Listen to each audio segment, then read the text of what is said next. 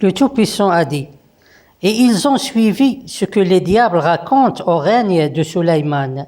Et Sulayman n'a pas mécru, mais les diables ont mécru. Ils apprennent aux gens la magie et ce qui a été descendu sur les deux anges, Harut et Marut, à Babylone. Et ils n'enseignent rien à personne qu'après qu'ils disent « Nous ne sommes qu'une tentation », alors ne sois pas un mécréant.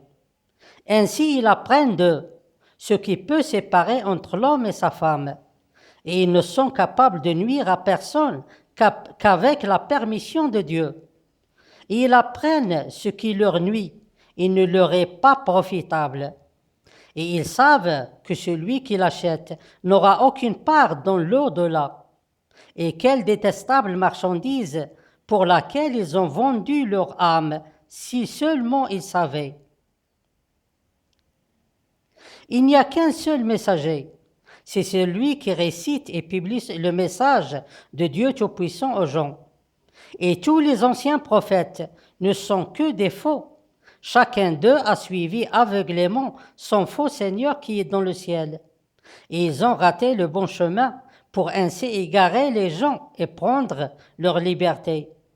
Parmi ces faux prophètes, il y a Sulayman, et qui possédait, d'après ce qu'on raconte, un grand royaume. Le plus important dans ce royaume, c'est l'obéissance de la créature djinn à ses ordres. Mais est-ce que le monde des djinns existe vraiment? Ou bien c'est une idée inventée par le faux Seigneur qui est dans le ciel pour cacher la vérité de la corruption des spirituels criminels qui le suivent et obéissent à ses ordres? Il n'y a aucune preuve concrète qui montre l'existence de ce monde.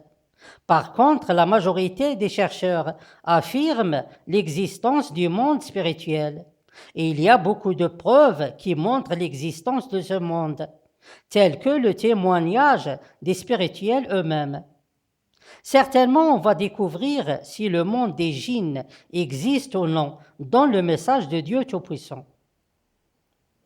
Les spirituels ne sont pas toujours d'accord entre eux, puisque chaque groupe suit son propre chemin. En effet, il y a parmi les spirituels qui suivent les chemins des faux prophètes, et il y en a qui suivent des chemins loin des religions qui existent. Et il y a maintenant les œuvres scientifiques que Dieu Tout-Puissant les voit. Et ces œuvres ont devenu un vrai concurrent pour ces spirituels. Ils disent que certaines œuvres est une réalisation des diables pour les djinns qui sont autour de Dieu Tout-Puissant. Alors ils considèrent ces œuvres comme une magie provenant de deux anges, une magie de mal. Son but consiste à séparer entre les couples. Mais si la créature djinn existe vraiment, alors est-il possible que Dieu Tout-Puissant a embauché ces djinns comme des employés chez lui? Ils fabriquent et changent tout ce qu'ils veulent. Bien sûr, c'est impossible. Et aussi, Dieu Tout-Puissant n'a jamais pris d'ange comme associé, comme il demande aux gens de croire en lui, unique son associé, et à son message, et de s'éloigner des faux seigneurs et leurs œuvres, et de ne pas donner aux œuvres que Dieu Tout-Puissant les voit une fausse interprétation, comme il les avertit du mensonge des spirituels criminels.